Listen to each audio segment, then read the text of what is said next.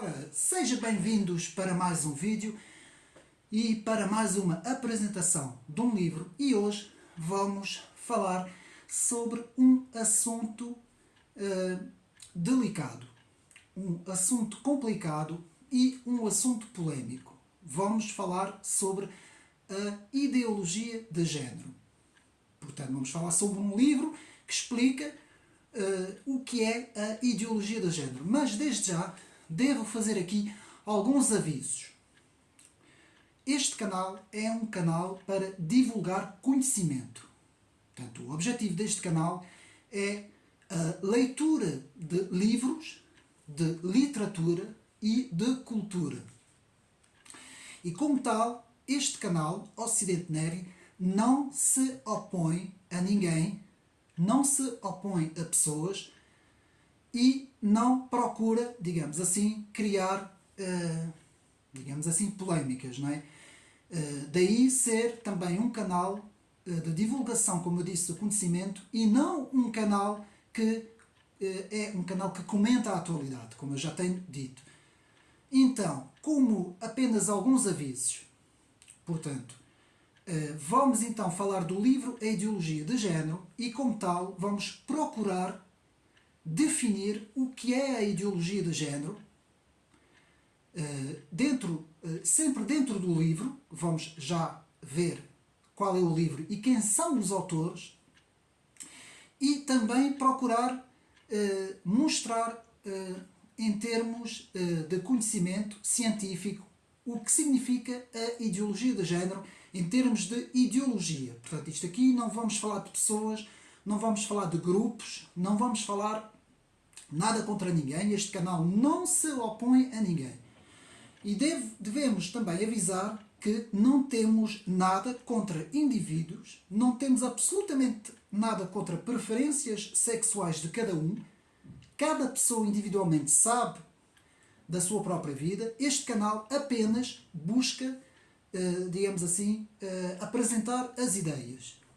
Portanto, dentro da história das ideias, porque a minha especialidade, como eu tenho dito várias vezes, é sobre a história das ideias nas áreas da política e nas áreas da filosofia, e como tal, o objetivo então é nós procurarmos conhecer melhor por meio da informação e por meio do direito à informação.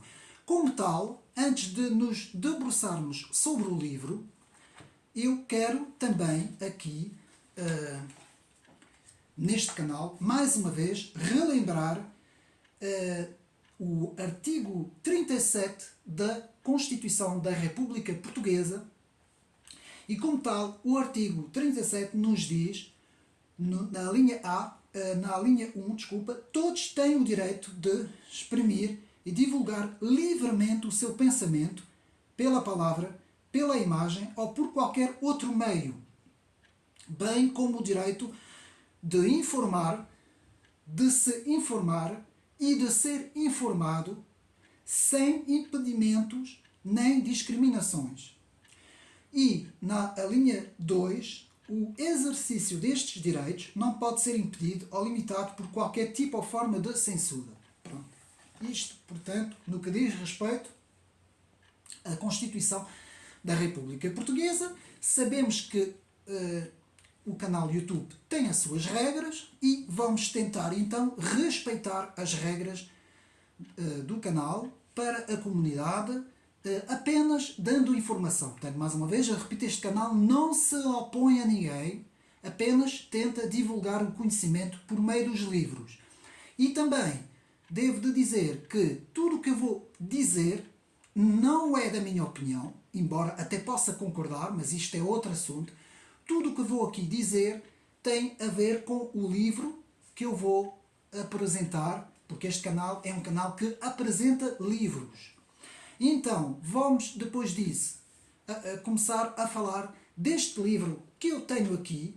Portanto, eu vou mostrar aos meus amigos, e que tem por título Ideologia de Género, entendendo o que é e qual a sua responsabilidade. Portanto, é o subtítulo. Este livro foi escrito por dois estudiosos, teólogos e também estudiosos da filosofia, Adriel Lemos e Robson de Carvalho, que escreveram este livro, cujo objetivo é dar o conhecimento de o que é que queremos dizer quando falamos sobre a ideologia de género. Sabemos que a ideologia de género tem estado, portanto, na boca ultimamente de muita gente. Tem-se falado muito sobre esta ideologia, principalmente no que diz respeito ao ensino escolar, não é? Nos currículos das escolas, não é? E muito se tem falado, em termos também polémicos, não é? Porque temos gente que está a favor e também temos pessoas que estão contra. Este canal é um canal, como os meus amigos sabem, é um canal conservador, é um canal que defende princípios e valores cristãos e é de forma normal que nós, digamos assim, podemos não concordar com a base ideológica das ideias principais da ideologia de género.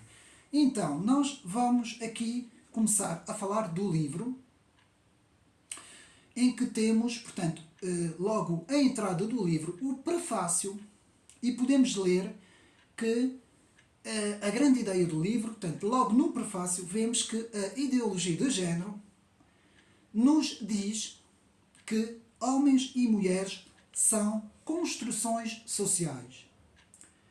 Portanto, o que isso quer dizer, construções sociais? Isto quer dizer que a ideologia de género quer nos dizer que as pessoas, os indivíduos, os seres humanos, portanto, nascem como páginas em branco, como se fossem páginas em branco, e elas vão, ao longo da vida, essas páginas vão sendo preenchidas ao longo da vida. Portanto, uma das principais ideias,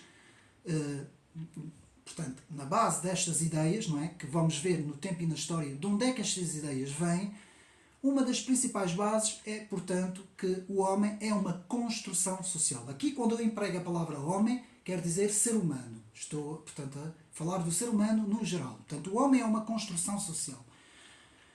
Então, na página 10, estes autores, que, como sabemos, são autores cristãos e conservadores, nos dizem que há uma certa mudança nos padrões de comportamento sexual e esta mudança justamente é introduzida pela compreensão da ideologia de género. Então, na página 16, vamos então ver o objeto de estudo da teoria do género, portanto, na página 16, relembrando sempre que todo o conteúdo deste vídeo, portanto, é da inteira, digamos assim, responsabilidade e ideias dos autores Adriel Lemos e Robson de Carvalho. E então, podemos ler, portanto, na página 16, o objeto de estudo da teoria do género, que nos diz o seguinte: a teoria do género busca desconstruir a naturalidade da sexualidade humana, com a alegação de neutralidade do género. Também vamos ver o que é que isso significa. Busca desconstruir a sexualidade normal, ou seja, a chamada heterossexualidade.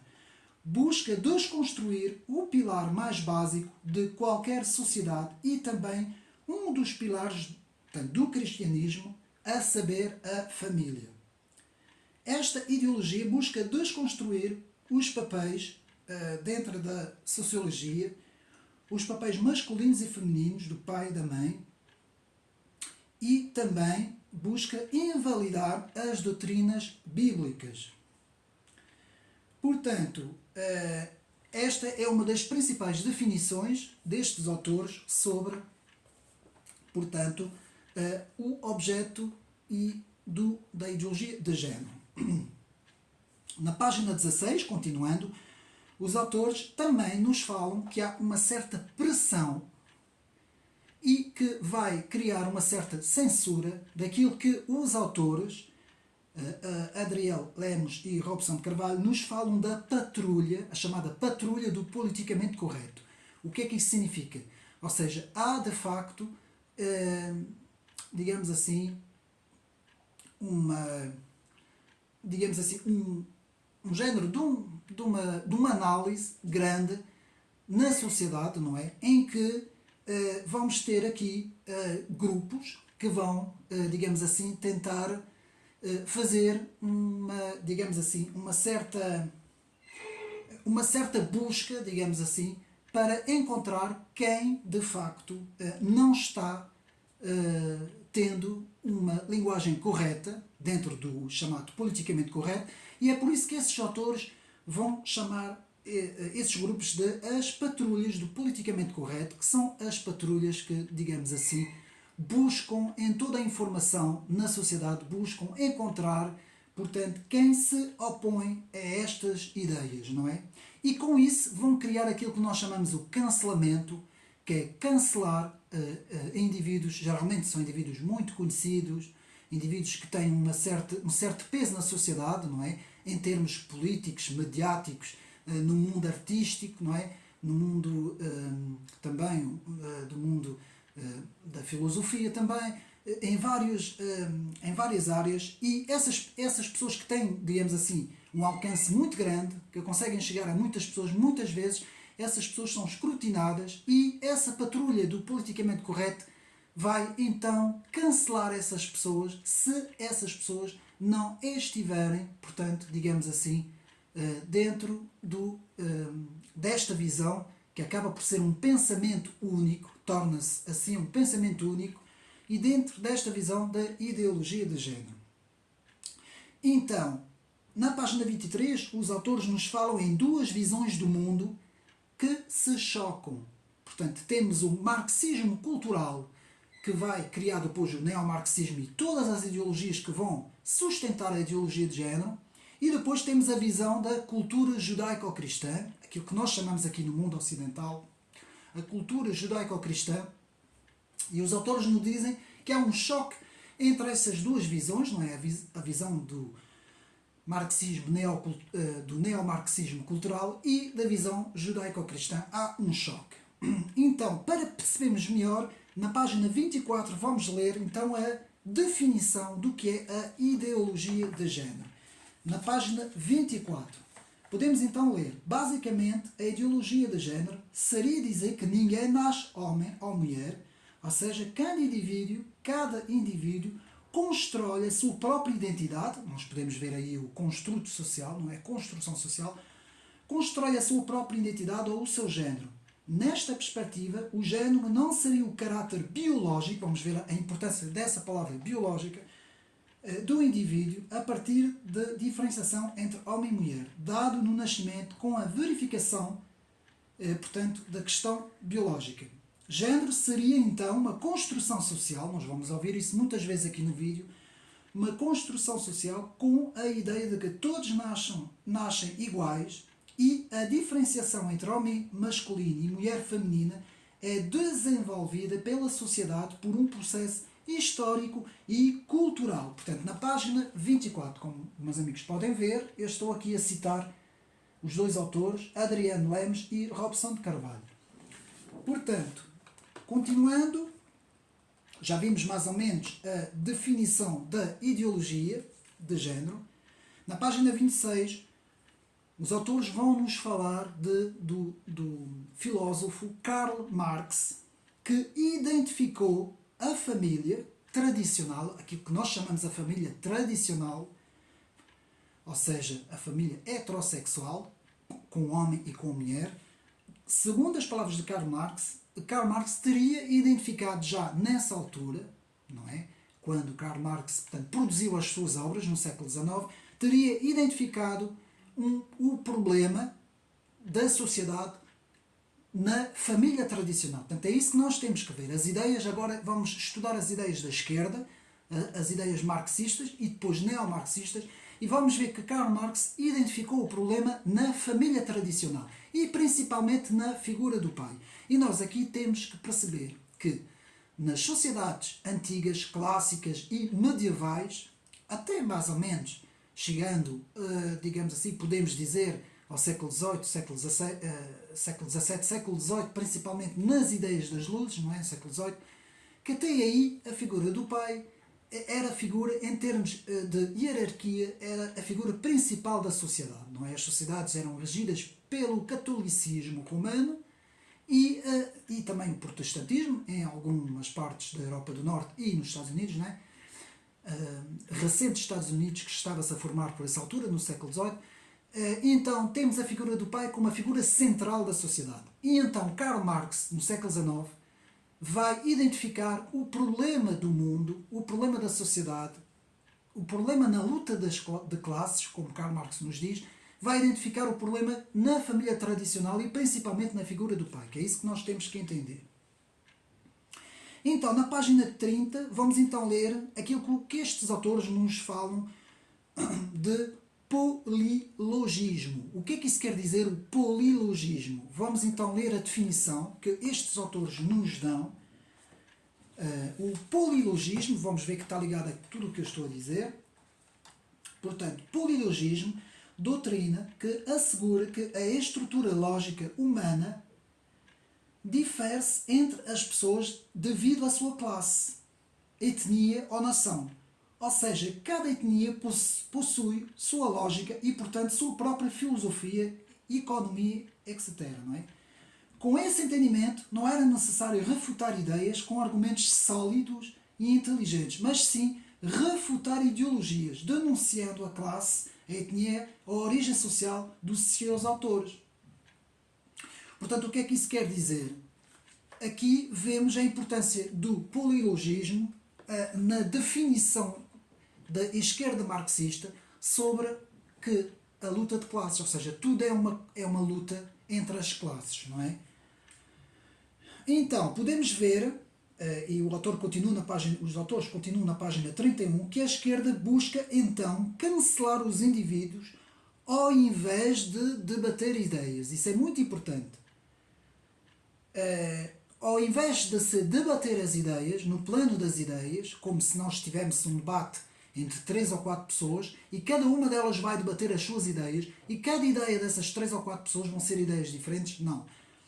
Segundo esta visão, todos aqueles que não estão de acordo com esta visão são automaticamente cancelados. Não podem, então, apresentar as suas ideias. Então, vamos aqui na página 33 ver a diferença naquilo que os autores vão denominar como feminismo, que está também na origem, junto com o marxismo, o feminismo, que estará na origem de tudo isto que vai acontecer no século XX e no século XXI. E os autores fazem questão de frisar uma diferença grande entre o feminismo original e aquilo que os autores denominam como feminismo pós-moderno. Portanto, qual é a diferença entre o feminismo original e o feminismo pós-moderno? E aqui os autores nos dizem o seguinte, na página 33. Portanto, sempre acompanhando o raciocínio dos dois autores.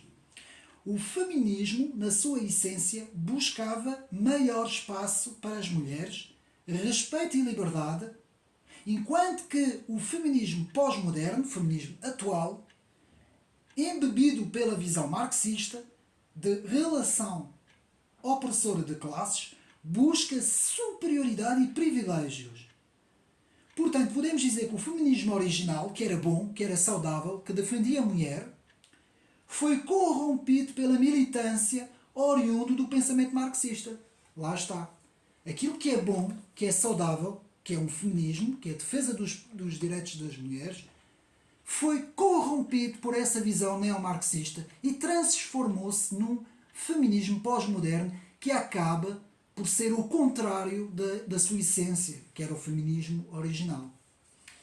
Então, segundo os autores, Adriano Lemos e Robson Carvalho, há 3 grandes fases no feminismo. Temos no século XIX os direitos das mulheres, que era um feminismo saudável, que defendia o direito das mulheres, não é? A igualdade. Depois, em 1960, passa para os direitos sociais. A partir aí de 1960 começam a passar para os direitos sociais, que ainda tinha uma base que estava correta, digamos assim, não é? E depois e acaba na militância e radicalização com Simone de Beauvoir, já vamos ver quem ela é, e também Judith Butler, que são as duas que praticamente transformaram a essência original do feminismo num feminismo radical. E vamos então à frase da página 34, segundo os autores Adrienne Lemos e Robson de Carvalho. Eu vou falar muitas vezes desses dois autores. Vemos então na página 34 a frase principal de Simone de Beauvoir, que é uma autora, filósofa e escritora francesa. A frase principal de Simone de Beauvoir, que estaria na origem da radicalização de todas essas ideias e do construto social. Construto social é tudo o que é uma construção social. Então vamos ver o que nos diz Simone de Beauvoir. Ela nos diz, Simone de Beauvoir, ícone da terceira onda do feminismo pós-moderno, nos diz que, no seu livro, O Segundo Sexo, faz uma declaração mais contundente da história do feminismo. Ela nos diz, não se nasce mulher, se chega a ser. Ou seja, a sexualidade deixa de ser natural e torna-se um construto social, o que hoje se chama de desconstrução do género. Ou seja, Simone de Beauvoir nos diz que ninguém nasce mulher, mas torna-se mulher ao longo da vida. Isto é uma das principais alegações, portanto, desta filósofa. E vamos ler aqui, na página 35, na página ao lado, lemos o construto social, porque temos que perceber um pouco o que é isso do construto social, que nos diz que homem ou mulher são apenas construções sociais. E vamos então ler. Portanto, a teoria do género que assegura que a orientação sexual e a identidade sexual ou de género dos indivíduos são o resultado de um construto social e que, portanto, não existem papéis sexuais essenciais ou biologicamente inscritos na natureza humana, antes formas socialmente variáveis de desempenhar vários papéis sexuais. Em outras palavras, para clarificar ainda mais a compreensão, não se nasce mulher, reparem, não se nasce mulher, torna-se mulher, e não se nasce homem, torna-se homem. Com isso, o sexo biológico é apenas uma evidência genética e não uma determinação dos papéis sexuais ou biológicos. Portanto, podemos continuar nos autores que nos dizem que Butler e Beauvoir incendiaram a discussão sobre o papel da mulher por meio da desconstrução do género.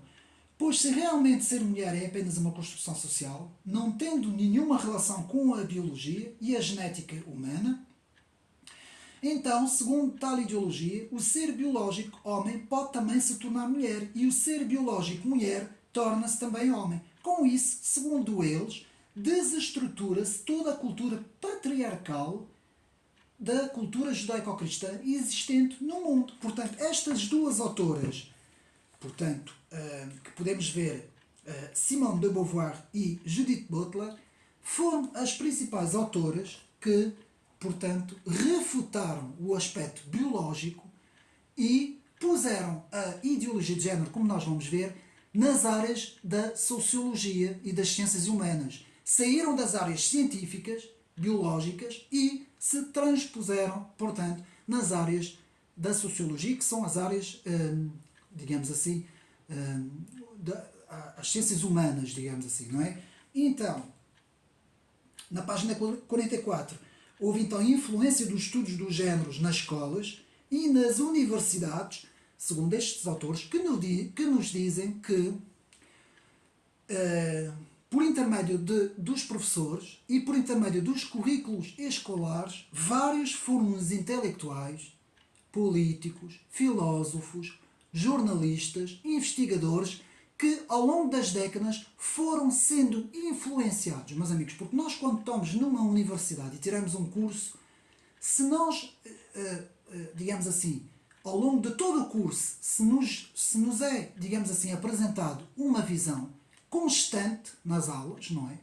Se nos é ensinada esta visão constante nas aulas, automaticamente quando nós saímos, portanto, muitas das vezes saímos com esta visão. E é por isso, muitas vezes, nós muitas vezes criticamos os comentadores, os jornalistas, toda esta gente que nós vemos nas televisões, muitas vezes comentamos que essas pessoas não têm boas intenções, quando falam parece que só defendem uma visão. Meus amigos, nós temos que perceber que a maior parte deles, não digo todos, não digo todos, mas a maior parte deles, essas pessoas, pensam que estão a fazer o correto. Elas, na cabeça delas, foram, digamos assim, elas foram induzidas a falar tudo o que elas falam, porque elas saíram dos cursos universitários com esta visão.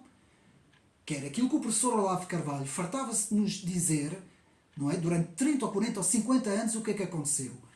Agora estamos a falar no Brasil, não é? A esquerda e a extrema-esquerda ocuparam os espaços universitários justamente com o objetivo de transformar as ideias, transformar o conhecimento, para que as pessoas saíssem dos cursos com aquelas ideias. Porque isso é lógico, não é? Então, podemos dizer que se instalou na sociedade, ao longo de 40 ou 50 anos, um politicamente correto, que é a nova forma de se pensar. E quem não pensa politicamente correto é censurado, automaticamente é posto à margem da sociedade. Mesmo que até possa ter razão em alguns assuntos. Então, isso criou, na página 44, aquilo que os autores vão chamar a pseudofobia. Meus amigos, esta palavra pseudofobia não é complicada. A pseudofobia quer dizer que tudo é uma fobia. Tudo que não corresponde ao politicamente correto, ao pensamento, digamos assim, maioritário da sociedade, ao pensamento vigente, isto vai construir aquilo que eu chamo, agora não são os autores, mas que tem a ver com a pseudofobia, aquilo que eu chamo a caixa fóbica. Vamos imaginar uma caixa fóbica, e essa caixa fóbica é todas as pessoas que não estão alinhadas com o politicamente correto são chamadas de fóbica qualquer coisa. Pode ser homofóbico, pode ser xenofóbico, pode ser islamofóbico, pode ser até cristofóbico, pode ser claustrofóbico, o que vocês quiserem. Mas essas pessoas são postas dentro desta caixa e têm uma fobia qualquer contra alguma coisa. Está a ver? Pronto. Que é isso que os autores nos dizem. Então tem que se estar neste pensamento que é o politicamente correto, que é isso. Ou seja, o politicamente correto está na origem das sociedades do século XX, está na origem de todas as ideologias da extrema-esquerda que nós temos hoje, principalmente o chamado wokismo, que já vamos ver mais para a frente, o que é que significa quando nós falamos wokismo, que cada vez se desenvolve mais nos Estados Unidos, principalmente na costa este e na costa oeste, não é? Os grandes polos, onde estão as grandes cidades e as grandes universidades. Porquê? Porque é justamente nas grandes universidades e no meio, digamos assim, jornalístico, mas principalmente no meio universitário, que se desenvolvem essas ideias, por meio das ciências sociais, porque é sempre por meio das ciências sociais. Então, há uns grupos minoritários, eu não vou aqui falar dos nomes desses grupos, porque não é o objetivo desse canal, mas destes grupos minoritários acabam por ditar o que é correto e o que não é correto. Lá está. Então podemos dizer que há uma ligação muito grande entre a esquerda e a extrema-esquerda em termos de história das ideias políticas e o politicamente correto. Ou seja, os conservadores e a direita nada têm com o politicamente correto. Estou a falar das posições ideológicas mesmo da direita conservadora. Ou seja, o politicamente correto acaba por ser uma norma social, porque acaba por ser uma norma, porque ela dita comportamentos que as pessoas têm que ter. É a norma vigente nas sociedades do século XX e século XXI. Então, na página 51, os autores nos dizem que os meios de comunicação social são justamente os meios onde depois, saindo das universidades, são depois onde é, portanto, difundido todas estas ideias e onde as normas, estas normas e padrões são difundidos. Então, na página 54, podemos ler que os autores dizem que há uma influência muito grande, uma influência ideológica muito grande nos canais de comunicação social. E então, vamos pensar um pouco, mas eu estou aqui a falar constantemente da palavra ideologia, mas o que é que significa a palavra ideologia? E estes autores tiveram o cuidado de explicar o que é que quer dizer a palavra ideologia. Então, na página 57, Adriel Lemos e Robson Carvalho vão nos dizer o que é que significa, qual é a origem da palavra ideologia. Podemos ler, e eu achei isso importante para os meus amigos. O termo ideologia vem da junção das palavras gregas ideia mais logos e quer dizer literalmente doutrina das ideias. A palavra foi criada pelo francês Louis-Claude Destuy de Tracy, portanto, Louis-Claude Destuy de Tracy, que ele criou esta palavra, num livro Elementos de Ideologia, escrito em 1801. Ou seja, no início do século XIX, este francês, que eu vou repetir o nome, Louis-Claude Destuy de Tracy, Destuy com 2 T's no final, de Tracy, para quem quiser apontar, no seu livro Elementos de Ideologia, criou a própria palavra ideologia, que ela antes não existia, ou não era praticamente, não era utilizada na sociedade, em 1801, estamos a falar no início do século XIX, com o significado de ciência das ideias, ou estudo científico das ideias. Vamos ver como isto é importante, meus amigos.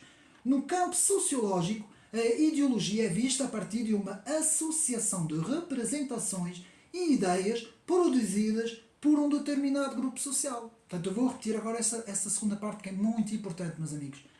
No campo sociológico, a ideologia é vista a partir de uma associação de representações e ideias produzidas por um determinado grupo social. Estão a perceber? Portanto, é muito importante percebermos todas essas coisas para entendermos as coisas, não é? Então, podemos então, a ver se eu não me perco. Então, na página 64, a definição da teoria quer, também fala-se muito nesta palavra, quer, que significa teoria da performatividade, que é o objeto de estudo da teoria quer.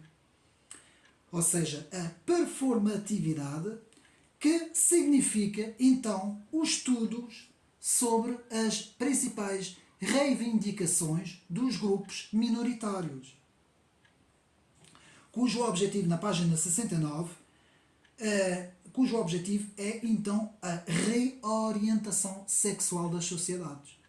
Eu vou repetir, a reorientação sexual das sociedades. Então, na página 72, podemos ver acusações em forma de rótulos, aquilo que eu falei da caixofóbica, não é? Como um meio de desacreditar qualquer opinião contrária.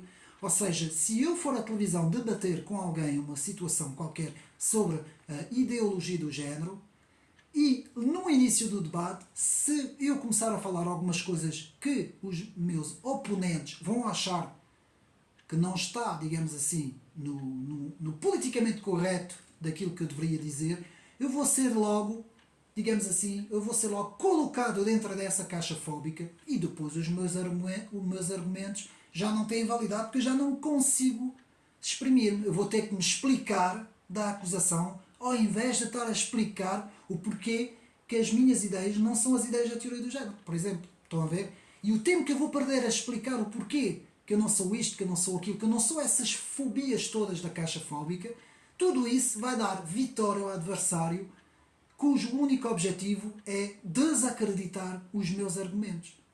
Não é, eles não querem mostrar que eles têm razão nos argumentos deles, eles querem é desacreditar logo na entrada, portanto, a minha intervenção, que muitas vezes fazem isso na televisão. Não vou aqui estar a falar nomes, mas há um partido em Portugal que cada vez que vai à televisão falar, caem logo em cima dele com essa argumentação, não é? Para ele ter que explicar que não é aquilo que estão a chamar, não é? E ele acaba por ter que perder tempo a explicar que não é aquilo que está a ser acusado, não é? Pronto. Então, tudo isso, meus amigos, este livro é importantíssimo. Depois eu vou dizer onde é que este livro está à venda e é importantíssimo toda a gente ter este livro. Na página 73, os autores vão falar nas técnicas de António Gramsci. É importantíssimo sabermos disso. Portanto, na página 73, técnicas de António Gramsci. Vamos então ler. O que o movimento, esse movimento da ideologia do género, apoiam a ideologia do género, buscam é uma hegemonia cultural e comportamental, implementada de maneira gradativa e pacífica. Vou repetir, gradativa, que é aos poucos, e passiva. Para tanto, são utilizadas técnicas muito sutis, técnicas de António Gramsci. Quem foi António Gramsci? António Gramsci foi um filósofo, portanto, o filósofo italiano António Gramsci, filósofo italiano, foi um filósofo que apresentou conceitos elaborados ainda no início do século XIX de hegemonia cultural e revolução passiva, bem como diretrizes de manipulação, relativização de valores, superação do senso comum e ocupação de espaços estratégicos, tudo que as militâncias da extrema-esquerda utilizam. Estão a perceber?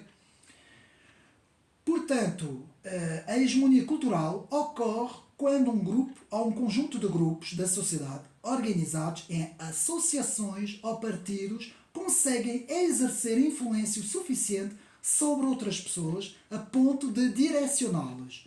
A natureza dessa influência, porém, não é física, mas sim de ordem moral e intelectual.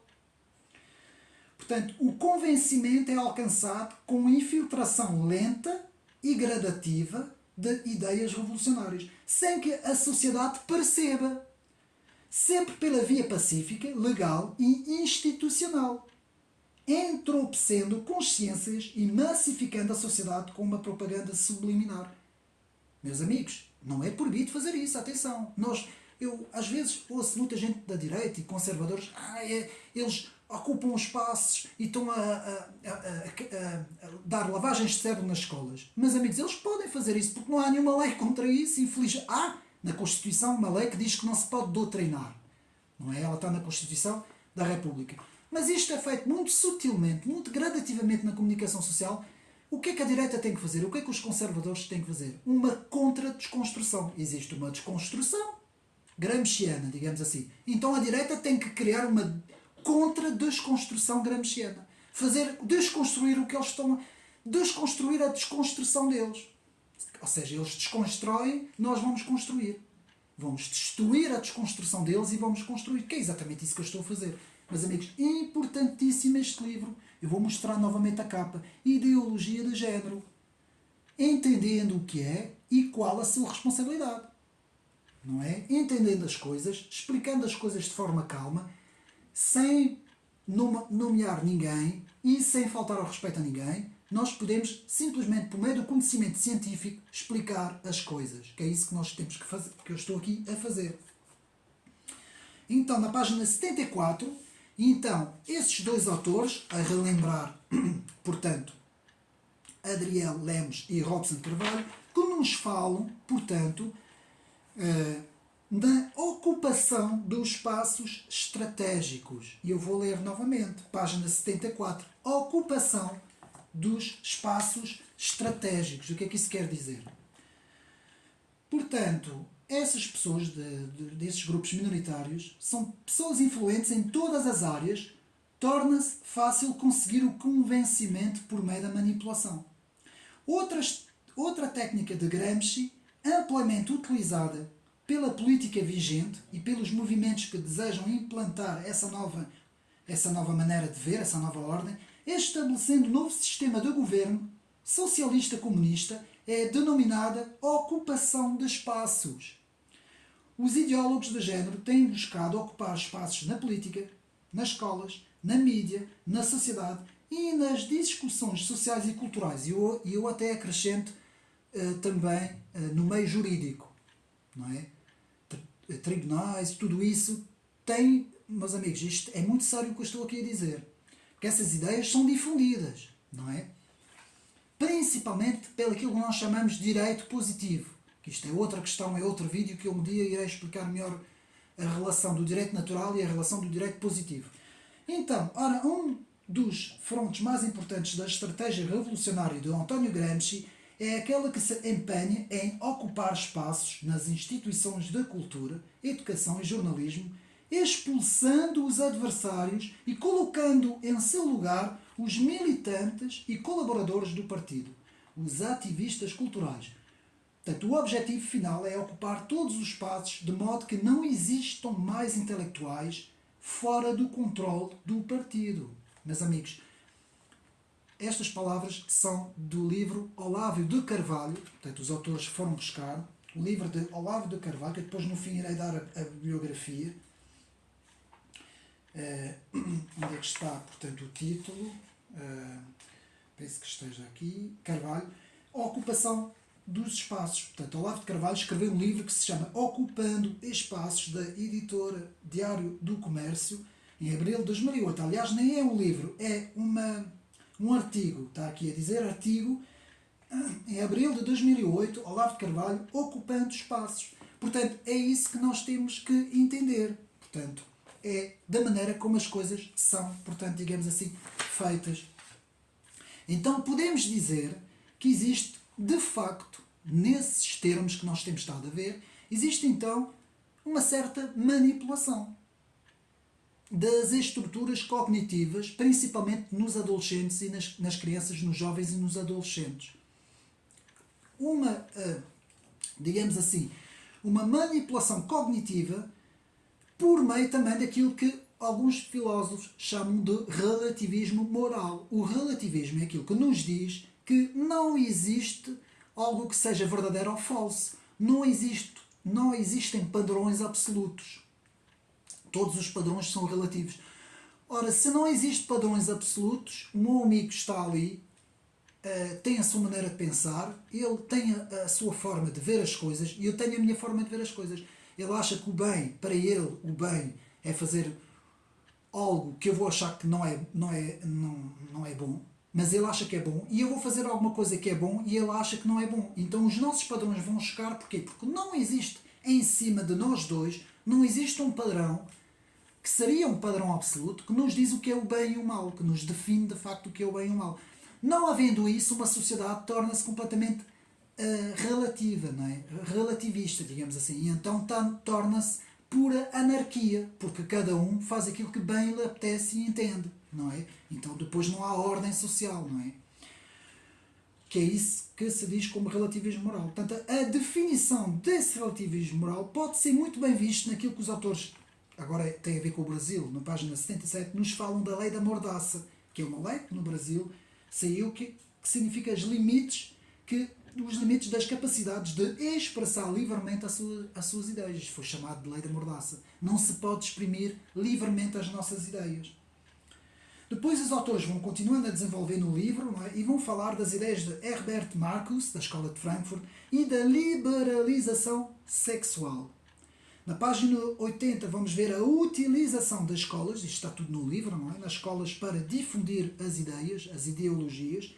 As escolas são muito utilizadas, não é? Os autores aqui referem-se muito principalmente ao mundo no Brasil, não é? Mas nós estamos aqui a falar no mundo ocidental. E os autores vão chegar ao ponto daquilo que é mais importante neste livro, que é definir, de facto, como é que a ideologia do género se, digamos assim, encaixa naquilo que nós denominamos de ciência. E para isso os autores têm que falar sobre o que significa quando nós falamos em ciência. Qual a definição de ciência? Na página 85, o que é que os autores nos vão dizer? Vamos ler. Portanto, página 85, vamos então ler o que é que os autores entendem por ciência, não é? Então, os autores nos dizem o seguinte: ciência, segundo o Dicionário de Língua Portuguesa, é o corpo de conhecimento sistematizado, adquirido pela via da observação, da identificação, da pesquisa e explicação de determinadas categorias de fenómenos e factos, além de formulados metodicamente e racionalmente. Portanto, é isso que significa ciência. Portanto, aqui os pontos importantes é, portanto, a pesquisa, a identificação, a explicação por meio da observação de fenómenos e factos. É muito importante isso, porque quando nós entramos apenas numa área, digamos assim, de especulação, ainda por cima em ciências humanas, especulação puramente, não em factos, não é? Mas puramente em divagações, que é isso que a teoria do género muitas vezes faz. Portanto, que é isso que esses autores nos dizem, nos explicam. Então eles acabam por dizer que a ideologia, de facto, não se encaixa nesta definição de ciência. Então, a ideologia de género, de facto, podemos dizer que não é ciência, porque ela não se encaixa nos factos, não é? Portanto, naquilo que nós chamamos a experiência da análise dos factos e da observação, porque não é isso que nós observamos quando fazemos as observações científicas. Porquê? E aqui chegamos à página 89. O que é a formação genética? E aqui entramos na área daquilo que é biológico, daquilo que é genético. A genética comprova o papel dos sexos, meus amigos. Isso é muito importante porque isto refuta muito do que é ensinado hoje nas ciências sociais. E os autores ainda vão mais longe. Na página 90 falam sobre o cérebro, que é diferente entre o homem e a mulher, comprovado cientificamente. Na página 93, muitas pesquisas ligadas à teoria de género, aqui os autores nos dizem que muitas vezes são financiadas por fundações, por pessoas que têm muito poder, muito dinheiro, justamente para sair do âmbito da genética e dessas áreas e entrar nas áreas, como eu expliquei, sociológicas, não é? No Brasil houve um relatório que tem o nome de ACP, e esse relatório aponta para a disforia do género. Ou seja, na página 105, esse relatório ACP foca 8 pontos fundamentais sobre o que diz a genética sobre a ideologia do género. Os pontos estão aqui. 8 pontos. Eu não vou falar deles, são muito compridos, são muito complicados, tem que se ler o livro, mas é uma refutação completa da teoria do género, da ideologia do género. Página 110. Estudos do género sobre animais. Muita atenção àquilo que eu vou dizer. Estudos de géneros sobre animais, foram feitos estudos sobre animais, mostram que nas várias, digamos assim, nas várias classes de vários animais domésticos, não é? E também animais selvagens, se mostra que de facto fêmea é fêmeo e macho é macho nos animais. Foi comprovado que há diferenças muito grandes de comportamentos entre uma fêmea e um macho. Isso, segundo estes autores, nos animais. Depois entramos na parte do livro em que fala-nos sobre as escrituras, porque os autores são cristãos, não é? Fala-nos o que é que a Bíblia diz sobre o homem e a mulher, em Gênesis 1, 27, 28, Mateus 19, 4, 6, que nos vão falar que de facto Deus criou o homem e a mulher. Está aqui, os meus amigos sabem, eu não vou estar a ler, embora possa ler pelo menos um, para mim que é o mais importante, não é? Que nos diz, portanto, em Gênesis 1, 27, 28, e criou Deus o homem à sua imagem, a imagem de Deus o criou, macho e fêmea os criou, e Deus os abençoou, e Deus lhes disse: fortificai e multiplicai-vos e enchei a terra, e sujeitai-a e dominai-a sobre os peixes do mar, sobre as aves dos céus e sobre todo o animal que se move sobre a terra. Gênesis 1, 27, 28. Pois há uma série de versículos que nos mostra de facto que há de facto uma criação entre um género e outro género, que são diferentes, meus amigos. Isto em termos bíblicos. Na página 131, então, o que é que os autores nos dizem? Que para desconstruir esta visão judaico-cristã, que nós falamos em duas visões, a visão neomarxista e a visão judaico-cristã, os alvos principais dos neomarxistas seria a destruição da família, das crianças e adolescentes no sentido de doutrinação, das igrejas, desconstruir as igrejas, e o próprio Estado de Direito, mudando as próprias constituições e as próprias leis. Portanto, isto sempre seguindo o raciocínio, portanto, dos nossos dois autores.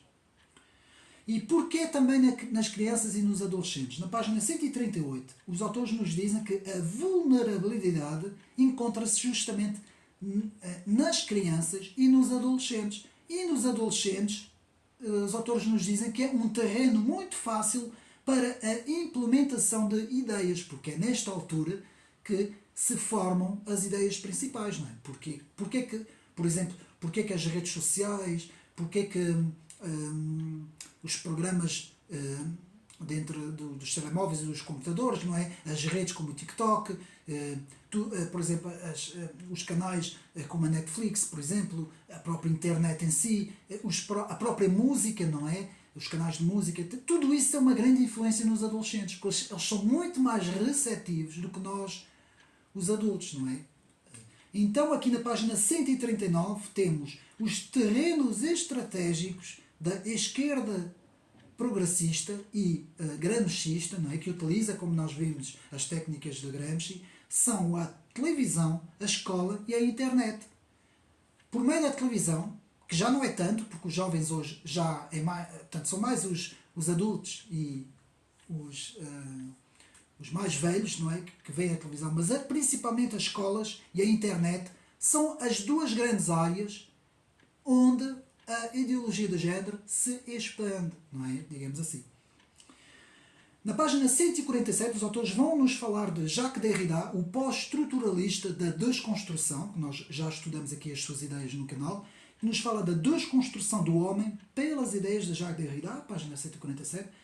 Página 148, a definição da teologia inclusiva, que é uma teologia no mundo, digamos assim, cristão, que se tem difundido e tem sido um autêntico cavalo de Troia que entra dentro das igrejas.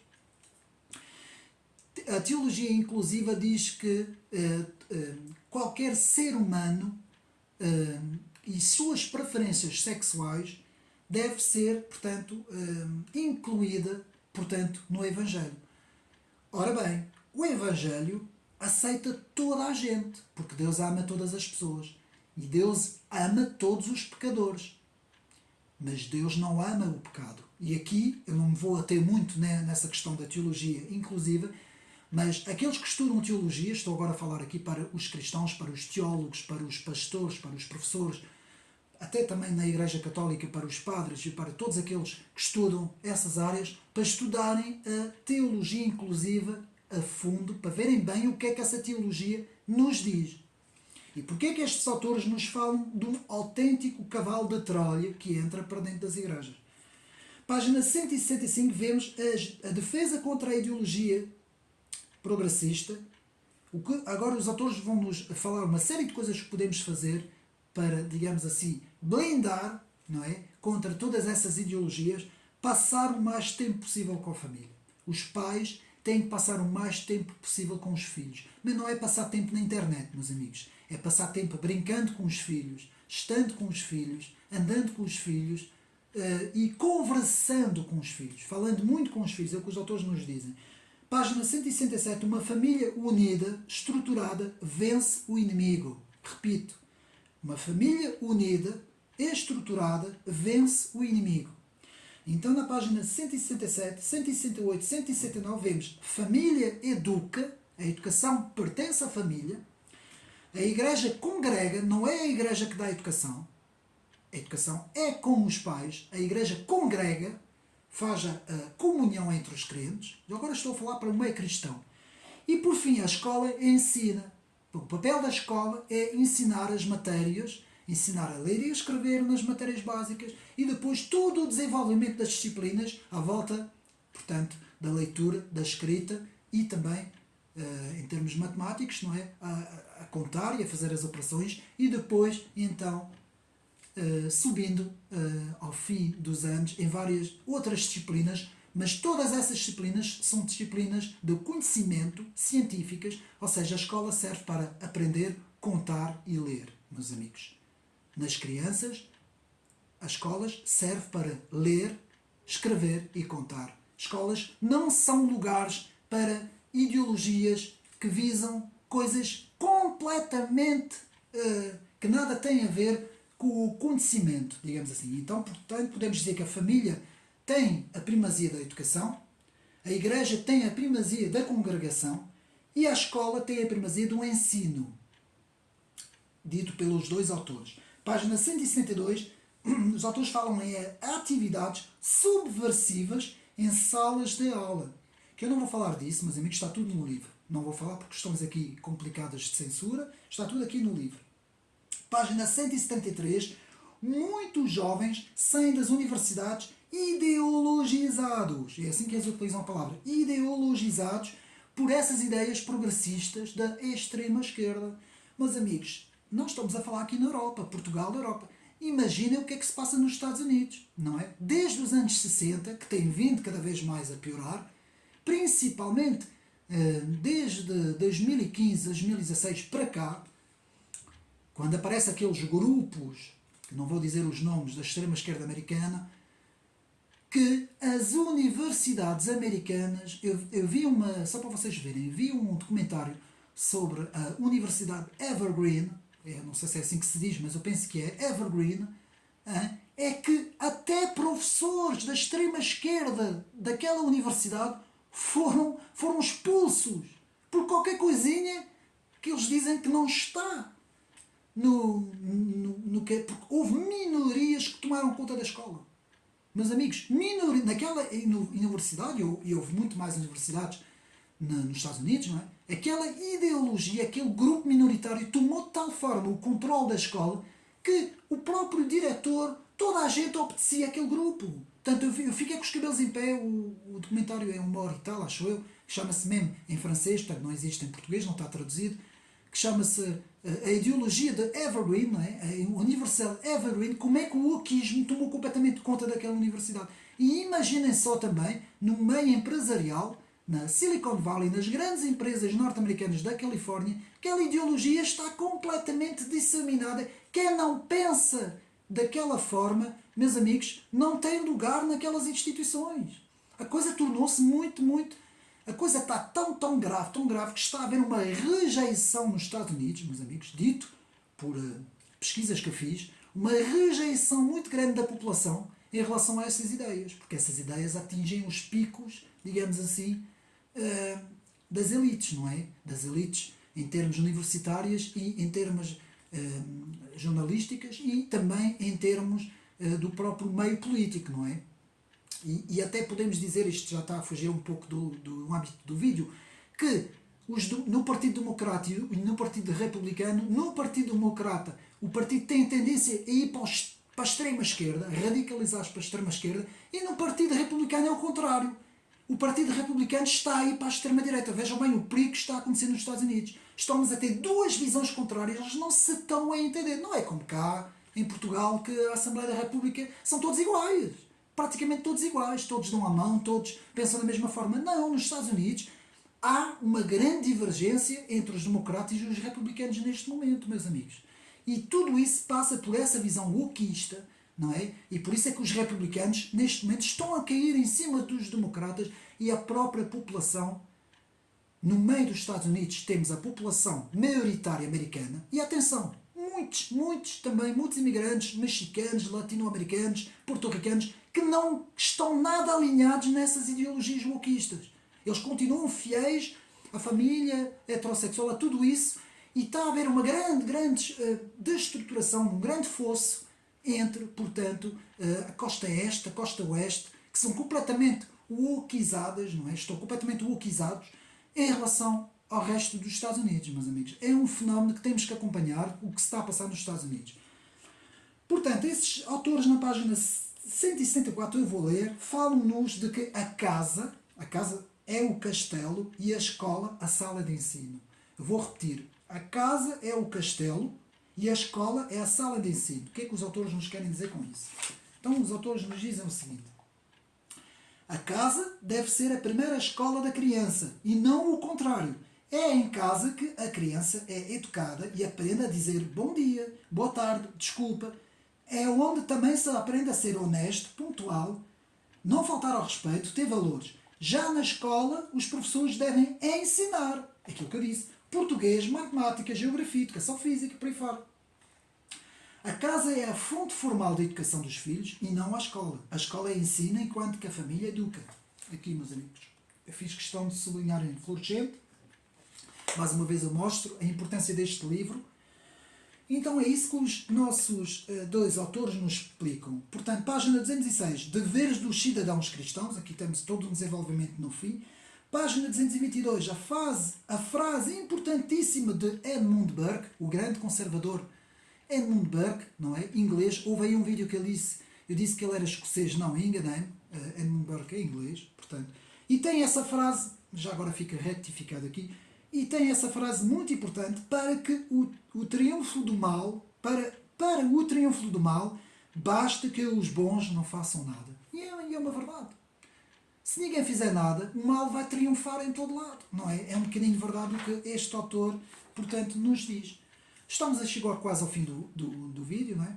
Então podemos dizer, depois disto tudo, a ideia central deste livro é de que para os ideólogos da ideologia de género, que são muitos, eu não falei neles já, eu tenho vídeos que falam mesmo sobre todos esses novos intelectuais norte-americanos que receberam os ensinamentos da França, não é? Porque a escola pós-estruturalista da French Theory, que foi para os campos norte-americanos universitários, trouxeram os fundamentos, não é? E nós, para percebermos bem isso, há um filósofo francês que é Michel Onfray, o grande filósofo francês Michel Onfray, que até é um filósofo de esquerda. Ele intitula-se gaullista de esquerda, vejam bem, mas é gaullista, mas ele diz, não é bem gaullista, mas ele apoia certas ideias, digamos assim, certas ideias populares, por isso é que ele tem um grupo que é uma Frente Popular de Esquerda, não é? Mas é uma esquerda muito diferente da esquerda de Mélenchon, não tem nada a ver. Mélenchon está completamente com os joaquistas, não é isso? E Michel Onfray nos fala muito bem destas ideologias, falando em toda a história dos filósofos, meus amigos, da segunda parte do século XX, que é isso que eu às vezes tento aqui explicar, a importância de estudarmos filosofia. Toda a importância dos filósofos da segunda metade do século XX, que vão buscar muita coisa lá atrás, é verdade, principalmente ao século XVIII, aos filósofos das luzes, mas esses pós-estruturalistas, que há muitos, têm, os principais, Jean-Paul Sartre, sobre o existencialismo, tanto Jacques Derrida, Michel Foucault, Jean-François Lyotard, não é, que criou o pós-modernismo, o conceito de pós-modernismo, Jacques Derrida, que cria a desconstrução, Michel Foucault, que cria a teoria do poder, não é? Tudo é um discurso do poder, Jacques Deleuze, que se opõe à figura do pai, enfim, podíamos estar aqui muito tempo a falar sobre todos esses dois construtores, e todos esses dois construtores, esses ensinamentos, nos Estados Unidos foram desenvolvidos por muitos professores universitários e foram criados novos atores que lançam muitos livros da extrema-esquerda wokista, e hoje temos essas ideologias de que tudo é uma construção, meus amigos. Tudo acaba por ser uma construção, nada está fixo, tudo é construído, então tudo pode ser desconstruído. Se tudo é desconstruído, tudo pode ser desconstruído. Então o alvo da ideologia do género é a desconstrução, principalmente da família. Eu vou repetir esta frase, que é a ideia central do texto, ICT, aquilo que nós chamamos o ICT, que é o alvo da ideologia do género é a desconstrução da família. Página 229, segundo os autores, mais uma vez relembro, Adriel Lemos e Robson de Carvalho, portanto a desconstrução da família. Chegamos ao fim deste vídeo, meus amigos. Convém aqui nós, para quem quiser estudar esses assuntos, no final, eu tirei fotocópia para os meus amigos ver, no final há um glossário com todos os termos que nós precisamos saber, portanto, assexualidade, bissexualidade, género, heteronormatividade, todas, eu agora não vou estar a falar porque isto são muitos termos, que é o glossário do final do livro, é importantíssimo para nós. Também podemos recorrer a um dicionário também de filosofia, não é? E um dicionário também de língua portuguesa, um dicionário de língua inglesa também, porque há muitos termos ingleses também, atenção, aqui temos que ter um olho nos Estados Unidos, não é? Digamos assim. Ter em conta também a parte final, que é isso que eu quero, que é a pequena biografia final. Eu vou falar de alguns livros importantíssimos. Portanto, os autores, no final, têm uma biografia. Eu não vou falar dos livros todos, eu vou falar daqueles que eu acho mais importantes, meus amigos. Então temos Renato Cardoso e sua esposa Cristina Cardoso, que escrevem Casamento Blindado. O seu casamento à prova do divórcio. Portanto, a edição Brasil, 2013.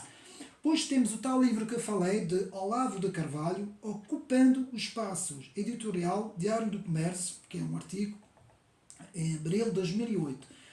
Depois temos o Rodrigo Constantino, também bem conhecido no Brasil, que tem aqui também a Falácia do Polilogismo, 2008, disponível também na internet. Depois temos um livro importantíssimo de Augustin Lage e Nicolas Marques, vou repetir, Augustin Lage e Nicolas Marques, que é o Livro Negro da Nova Esquerda, edição Brasil, Danúbio, editora Danúbio, Livraria Danúbio, 2018. Vou repetir, O Livro Negro da Nova Esquerda. Depois temos Marisa Lobo, que escreve um livro importantíssimo, A Ideologia de Género na Educação. Ministério Marisa Lobo, portanto, Curitiba, 2016. Isto tudo portanto, é Brasil. Estou aqui a dar em termos de edições brasileiras, porque este livro é brasileiro, não é? Depois, outra vez, Marisa Lobo escreve Família em Perigo. Este é um dos livros principais, eu vou repetir. Marisa Lobo, Família em Perigo, o que todos devem saber sobre a ideologia de género. Primeira edição, Rio de Janeiro, portanto, da edição Central Gospel 2016. Este livro, Famílias em Perigo, meus amigos, eu tenho partilhado muitas vezes esse livro nas minhas redes sociais, porque é um livro importantíssimo. Depois temos Valmir Nascimento, que escreve O Cristão e a Universidade, Rio de Janeiro, CPAD 2016. Importantíssimo, O Cristão e a Universidade. Temos Renato Sabatini, que escreve Existem diferenças cerebrais entre os homens e as mulheres, um livro importantíssimo também. Depois temos Klaus Schwambeck, é assim que se diz, Teoria de Género e suas influências sobre a educação dos filhos. Depois temos Sheldon, também bem conhecido, a estratégia de agenda, o plano, portanto, das minorias, eu não vou aqui dizer a mesma palavra, para transformar a sociedade. Pronto, são mais ou menos os livros importantíssimos. E aqui em Portugal temos uma autora importantíssima que se opõe e que tem denunciado e tem feito um trabalho fantástico. Vamos lá ver se eu consigo agora aqui rapidamente detectar onde está o livro. Peço desculpa aos meus amigos se eu não devia ter posto o livro da parte e infelizmente não o pus.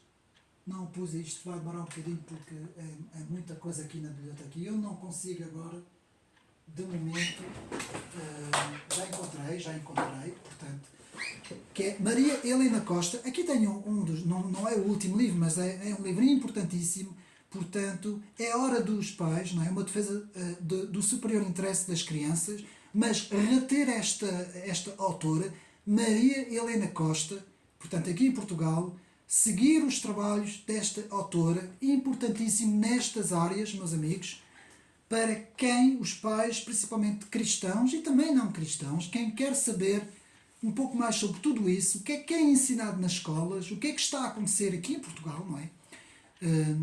E para quem defende os nossos valores, que são os valores que nós achamos que são os valores certos, os valores tradicionais, não é? O casamento, a educação da família, dos filhos, tudo isso, quem defende tudo isso, portanto, a ter em conta, portanto, todos esses livros que eu disse, e aqui em Portugal, Maria Helena Costa também, que eu desde já dou um abraço por me ter feito chegar aqui este manuscrito, e espero que tenha aqui dito tudo. Mais uma vez eu mostro, mais uma vez, este livro está à venda em Lisboa, na Avenida Gato Coutinho, no final da avenida, quando se chega à rotunda do relógio, há uma livraria que é a CPAD, que é mais conhecida por Capu, e este livro está à venda, que é uma livraria cristã, e este livro, Ideologia do Género, entendendo o que é e qual a sua responsabilidade, de Adriel Lemos e Robson Carvalho, está à venda nessa livraria, meus amigos.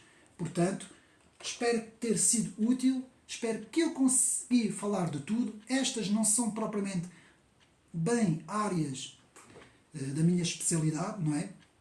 Eu estou mais dentro da política, dentro da história das ideias, dentro da filosofia, mas, meus amigos, fica este vídeo como uma ajuda para os meus amigos e espero que tenham gostado deste vídeo.